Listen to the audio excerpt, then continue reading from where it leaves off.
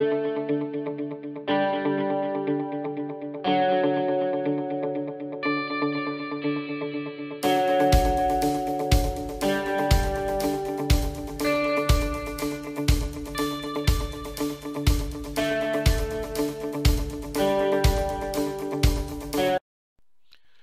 and welcome to the 15th broadcast of Caught in the Third Act. I apologize profusely about the last broadcast, number 14. I have absolutely no idea what happened with the sound or why you only got the intro music, so my apologies.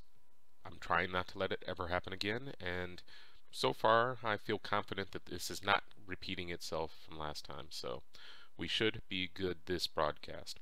So let me explain what's going on and why I'm doing so many recorded broadcasts back to back. Um, I thought I was done with travel for the year for work, and it turns out travel was not done with me. So I actually leave tomorrow, which is November 11th, instead of, which is now the past for you, but to go to the San Francisco Bay Area and then get back home for a few days. I go to Detroit to spend Thanksgiving with my family, and from there I'm flying out to LA, and we'll be gone another week, so fun. But nonetheless, I'm here, I'm going to be working, and oh, and there's another family gathering, kind of a sad anniversary in mid-December, so I'll be doing yet another recorded broadcast for that point. So that'll be 4 back-to-back recorded broadcasts. I apologize. I never intended that. It's just how things are working out, unfortunately. But in the meantime, let's get down to business. I hope you noticed what I was working on last week. I decided to start on, well, last broadcast rather, I started to work on the actual final story.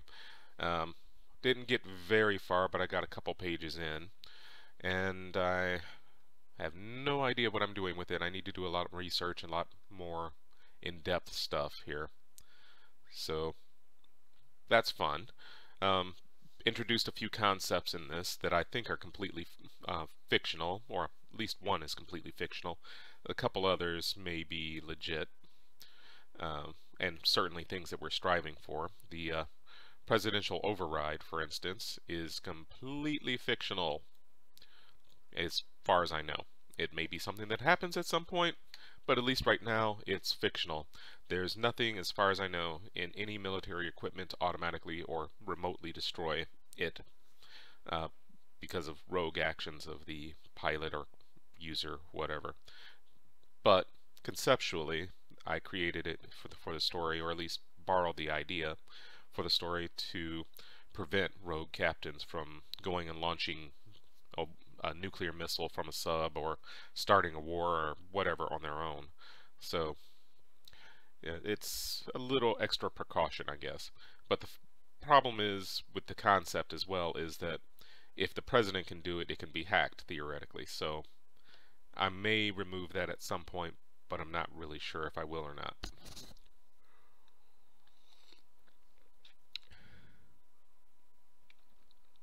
Excuse me for that. No, it's not coffee, it's tea. Yes, a big freaking cup of tea.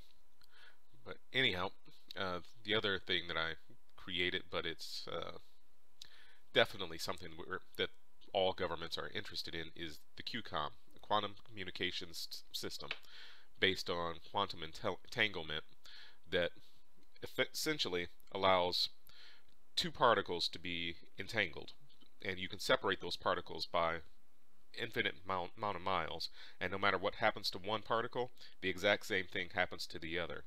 So in theory, at least, that could be used as a instantaneous communications means, or means of communications, and it's untraceable, it can't be jammed, it's no way to be tapped.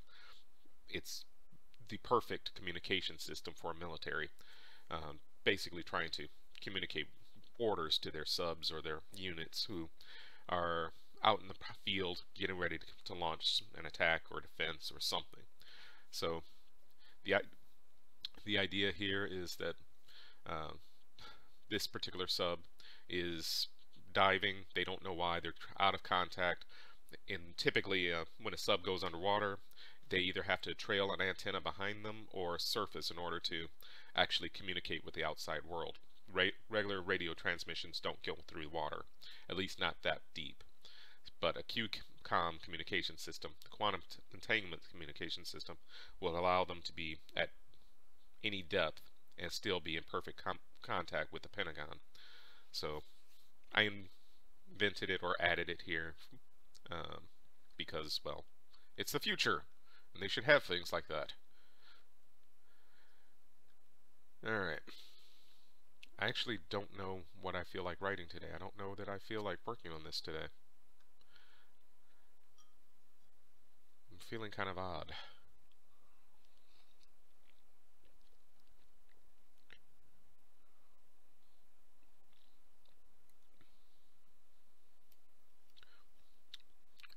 In irony of irony, and they'll never know, she added, sipping her tea, as I sipped my tea.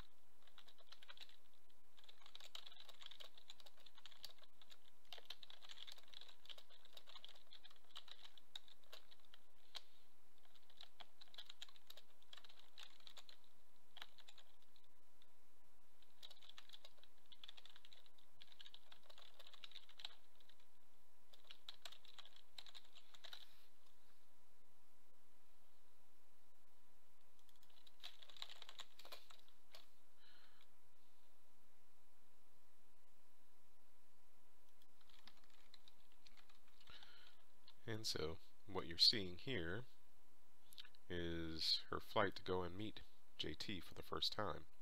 At this point, she still doesn't know that JT is also a woman. And I think that that's a good thing at this point, early in the real story. The author shouldn't necessarily, or not author, the readers shouldn't necessarily know.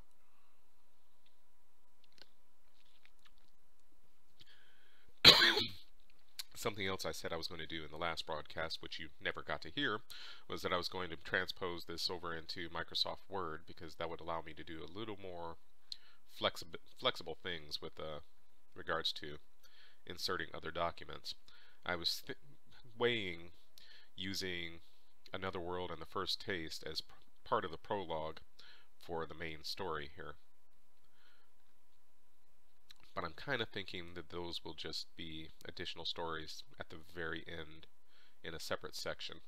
As much as I kind of like Google Docs, it doesn't have some of those advanced features that Microsoft Word does. I use Word, I tolerate it, I like a lot of the features, but it actually is not my favorite word processor. My favorites are no longer made. Those were Lotus Ami Pro and Word Pro, I think it is, from way back in the 90s and early 2000s. But I don't think any Lotus product other than possibly 123 even exists anymore. So, thanks IBM. Thanks a lot.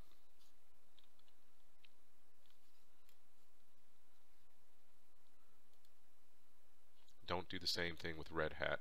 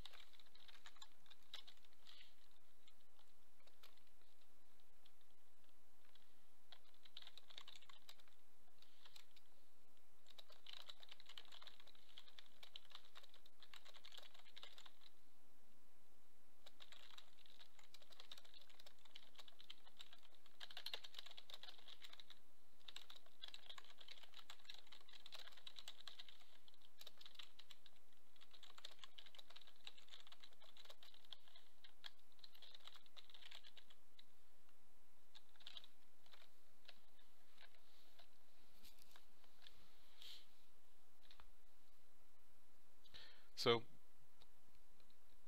a couple of things here. You might be asking, how can she afford to have a chartered private flight from Japan all the way to Missouri, and yet live in an apartment?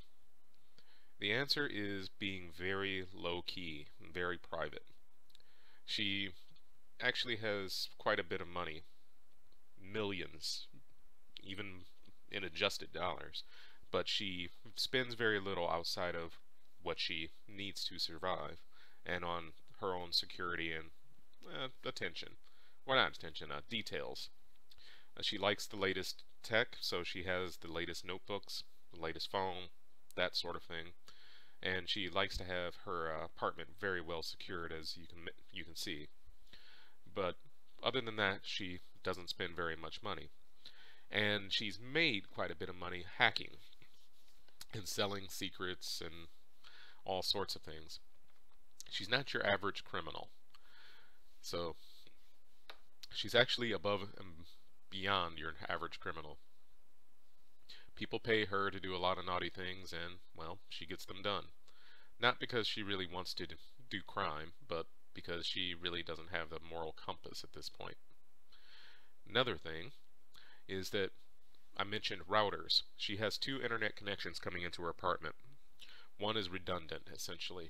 Both are independent from 2 different internet service providers and are very high speed. And she has secured both routers as much as possible. She wrote her own firmware, although that's just a little detail that I'm not putting in the story. And did everything herself. So she knows they're secure. She knows there's no backdoors in them. And she has her own VPN software installed on them so that she can access her network from anywhere in the world. Although, truthfully, all she really needs is her notebook. Everything she primarily does is on her notebook as opposed to her local network. However, she does have a lot of network attached storage at her apartment so that she can basically have her most important stuff there. And if for whatever reason, say, the Department of Homeland Security were to take her notebook and look for anything that might be on it, looking for illegal content, it's not actually on her notebook. It's back home. But she can access it very easily. So there's that. And she's a little paranoid with her stuff.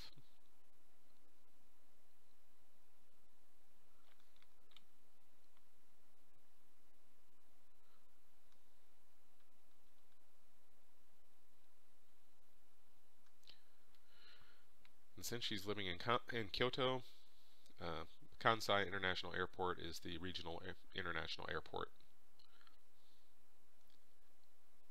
I know that because I was hoping to get a job there earlier this year.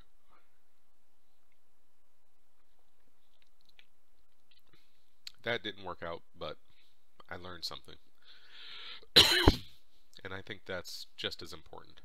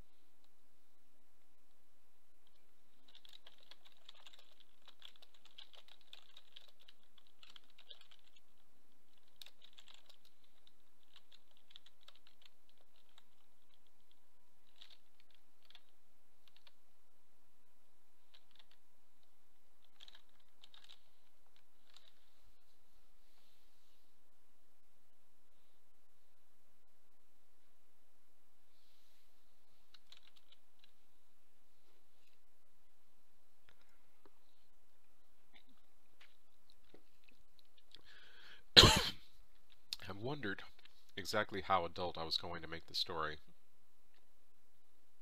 I still don't know. This actually makes me a little uncomfortable to write, but at the same time, I'm not actually writing for children or anything, so why not? Something I have to think about. I have to put a lot more thought into it.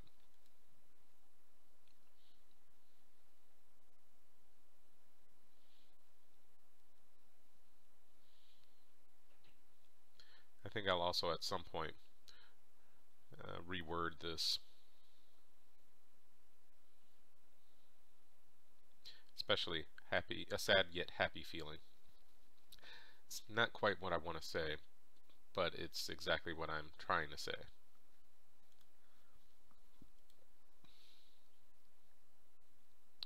If you have some suggestions, please pipe up. I'd like to hear them.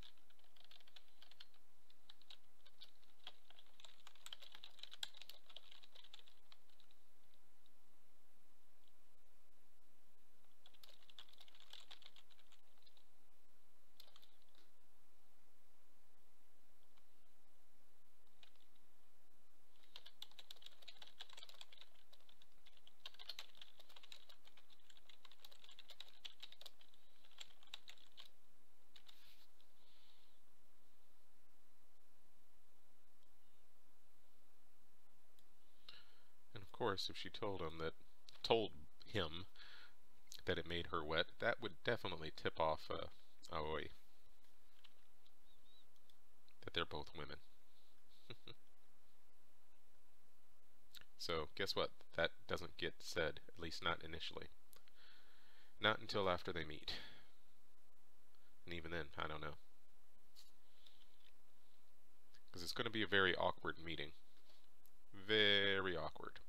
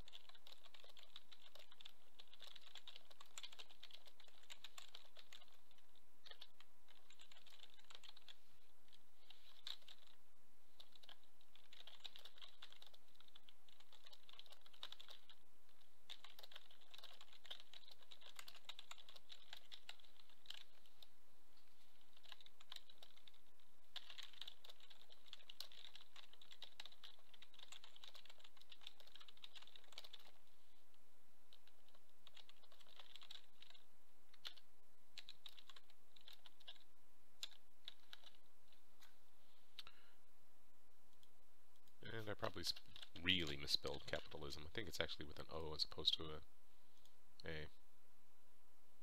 But, well,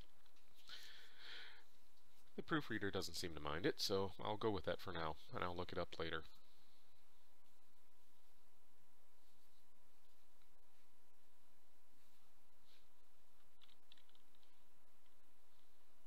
And of course, I don't have the haiku that JT is referring to and thinking about. I still need to write one, as badly as it will probably be written, and pointless and meaningless, and everyone in the world will hate it and mock me for it. So there's that. Maybe I'll get famous for writing a bad haiku.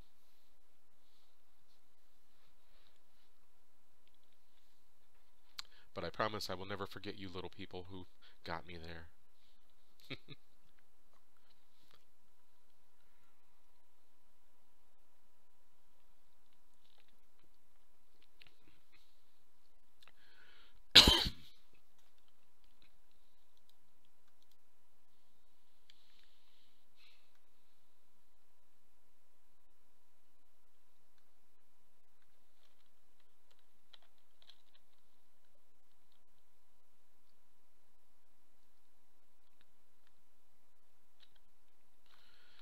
Alright, I gotta look up something here.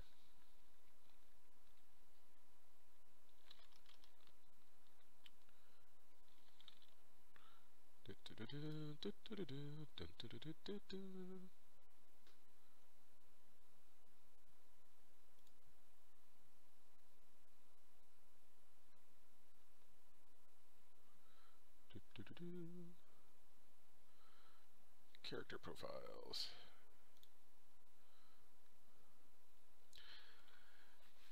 So, for the first time on this broadcast, since I actually created the characters, I'm going to have to find out exactly who Julia's family members are.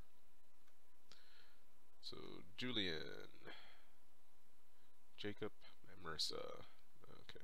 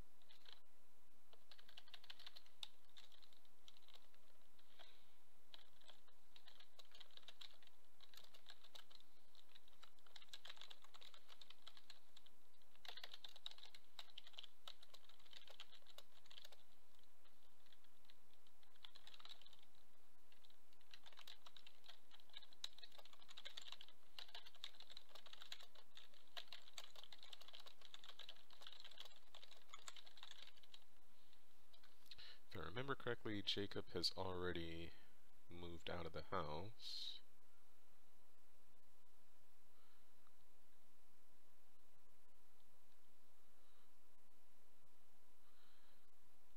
Or at least that's how I've pictured him. Yeah.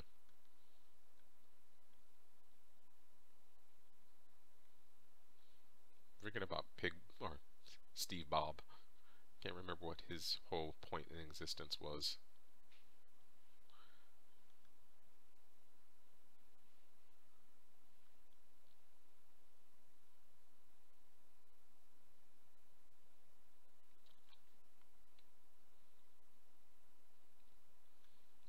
I even mispronounce or misspell the store name. I really need to go back and check these things. Ranging Liberal, huh? He has a range. The mistakes I've made.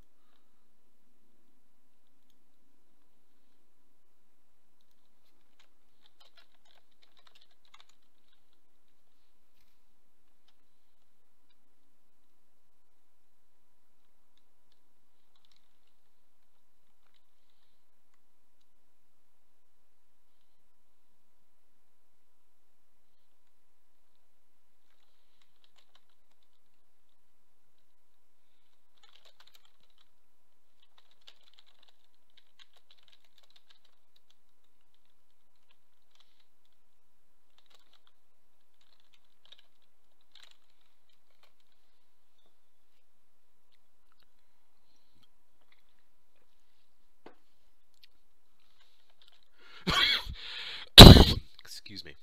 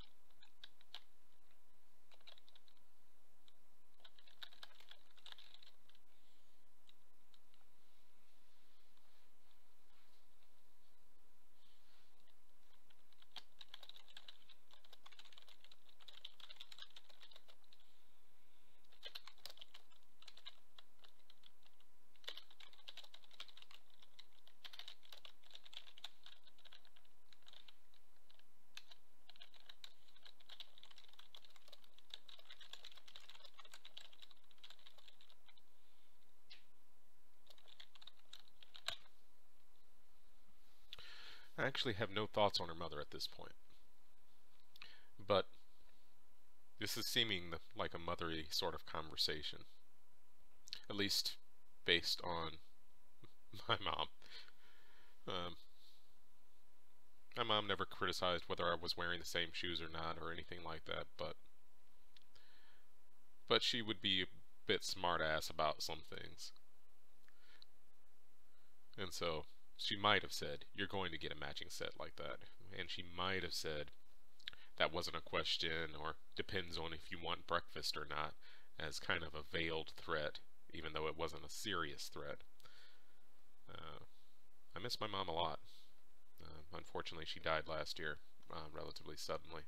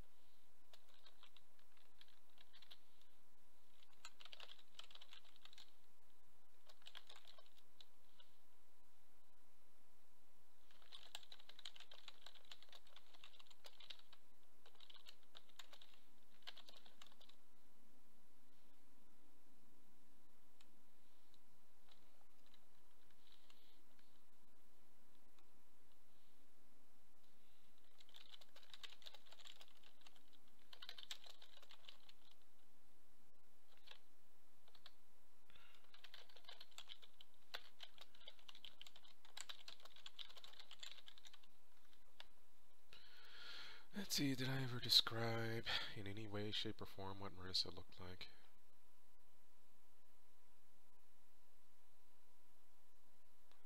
I don't think I did.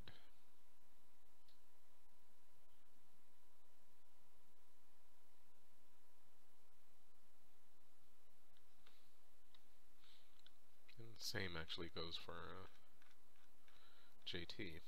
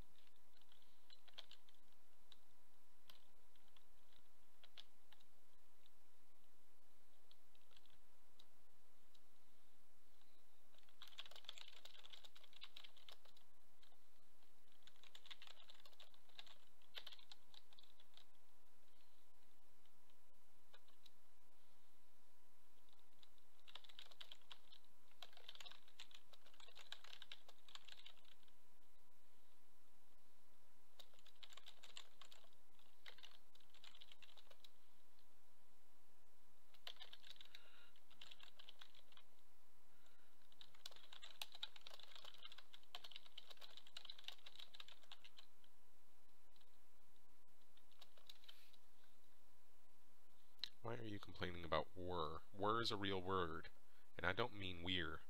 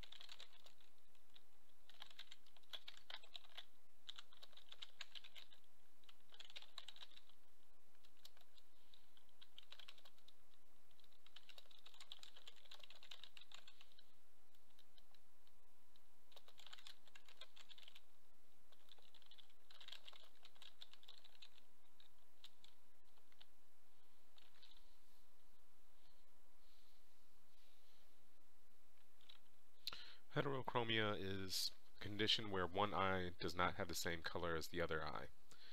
Um, in most cases, it's kind of like having one blue eye, one green eye, and that is the case here.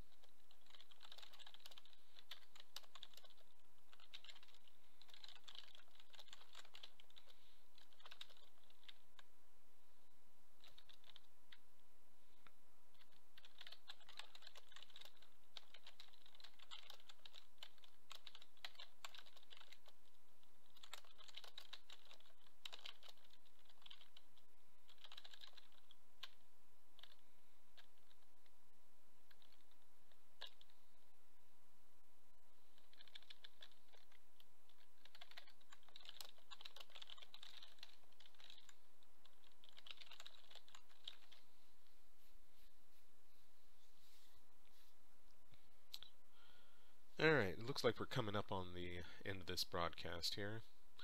Not a lot of progress, but I think some good progress. We got to meet both JT and Aoi in a different setting other than the prequel stories that I had been working on.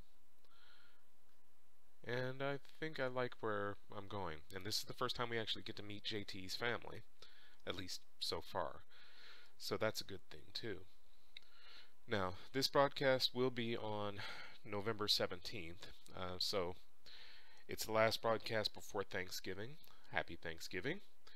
And I will unfortunately be, like I said, on the road again after Thanksgiving for another week, so I will be recording another broadcast probably next weekend after I get back from San Francisco. So it won't be in time to actually broadcast live, but at least there will be something for you next week and in a couple weeks after that. So you take care. Thank you for being patient with me and coming back and seeing what I'm up to and working on this. And I hope to see you again real soon. I think my next actual live broadcast will be towards the end of December, but I'll see if I can do something before then. Take care, and thank you for visiting. Bye-bye.